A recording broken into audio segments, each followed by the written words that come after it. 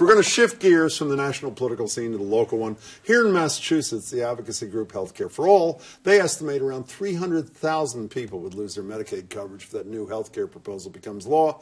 But Republican Governor Charlie Baker is vowing to keep 97% of the state's residents covered, regardless of what happens in D.C. In fact, he recently promised to use state money to fill any funding gaps if federal dollars are taken away from Planned Parenthood, and part of his budget proposal includes a $2,000 per employee fee for employers which do not offer adequate health insurance. Right now, Baker is the swimmer. The Democratic Sharks are circling as another election nears. So far, only one has officially declared his candidacy, former Deval Patrick A.J. Gonzalez.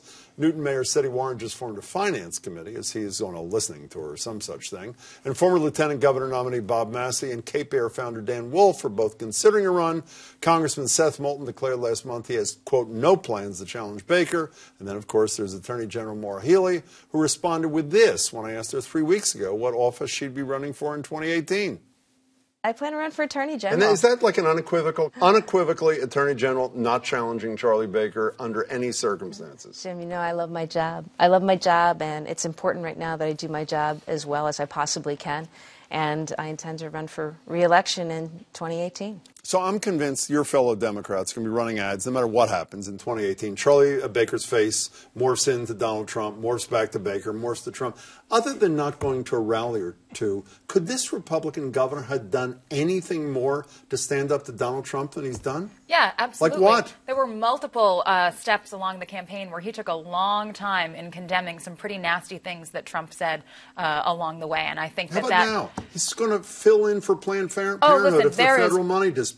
He's going to fill in on Medicaid money, or so he says, if it disappears. Listen, you know, I used to work for Planned Parenthood League of Massachusetts, so I think that was both politically smart and the right thing to do. There were a bunch of friends of mine who work in sort of the women's health circles. We were all texting saying, brilliant political move, and, you know, I think the right thing to do. Is Baker going far enough here, or no? Is he not? Well, you know, an awful lot of people in Massachusetts are independents, and we tend to like governors of this sort, like Bill Weld. A lot of Democrats voted for Bill Weld. A lot of Democrats voted for Charlie Baker. He's a very competent guy. I don't think he's going to be done in by not showing up at the women's rally. He might be hurt if things go way south with Donald Trump, but I think he's been very tough on Donald Trump, and I think he's a very strong candidate. Speaking of way south, let's assume the Republicans in Congress get their health care bill, and let's say despite the best intentions of Charlie Baker, there's not enough money in the budget to fill in those holes, and people do lose insurance. Does Charlie Baker pay a price despite his words that are, I'm sure, all well intended? No, Massachusetts voters are smarter than that. They know that Charlie can't control what goes on in Washington, and that, in fact, he's been playing it masterfully. Because if he were out there gratuitously aggravating the Trump administration, the same people would say, aha, he's compromising the Green Line. Aha, he's compromising our special Medicaid funding. He's compromising this. He's compromising that. So I think people in the state know that he's done an artful job of balancing the various considerations. I've got to push back a little bit because, you know, Charlie Baker has positioned himself as the manager extraordinaire. And here he has made a promise, right, that he'll keep 97% coverage here in Massachusetts. There will be time to know that this is coming if the Trump Care bill passes. If he's such a great manager and he's made this promise, I think some voters are going to say, if he doesn't hit that goal, why not? You're manager extraordinaire. Well, we won't know, you know, probably before the election. Well, we might know. I don't think so. Even if the cuts haven't happened, something may have passed. If the bill... Healthcare for All will make a projection. Yeah, people will make projections, but the bill is not going to pass until the end of next year. It's the same thing. You know, Barack Obama had the same problem. It's one thing to have a concept. It's another thing to have a bill that you can pass. And if you took a vote of the Trump bill right now in the Congress, it would not pass. Okay, so on the same ballot that Charlie Baker and some Democrat is going to be running, Elizabeth Warren is going to be running. Is that not correct? It is correct.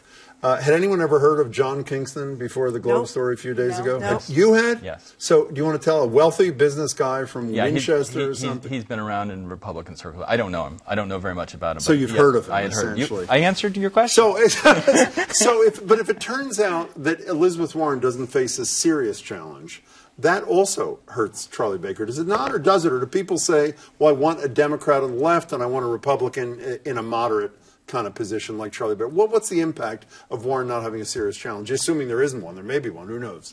Don't forget the other monkey wrench in 2018. What's the it? fair share millionaires tax will be on the ballot. So whether or not Elizabeth Warren is on the ballot, there will be a very progressive thing that people are turning out to vote for, and that Charlie Baker can decide whether or not he wants to campaign against. Bill Now, Weld supported a huge tax cut in 1990. The tax cut lost, and he won. So it doesn't always go hand in hand. I'm just saying, if you're talking about Elizabeth Warren and Charlie Baker being on the ballot at the same time, you have to also talk about the fair share tax being on there. You know, these 4 Democrats I mentioned a minute ago, only one's formally declared. Well, Maura Healey, even though she keeps denying, I'm not doing Right. this. As long as she's out, I don't know what she can do. As long as she's out there, doesn't it make them even seem smaller and smaller because so many Democrats say we want her in this race? Listen, she is a great candidate. She came out of nowhere to win the Attorney General's race, and nobody thought she had a chance, and she's very dynamic on the campaign trail. But I agree with Mike on this one. Things that were falling apart under Deval Patrick are not falling apart under Charlie Baker.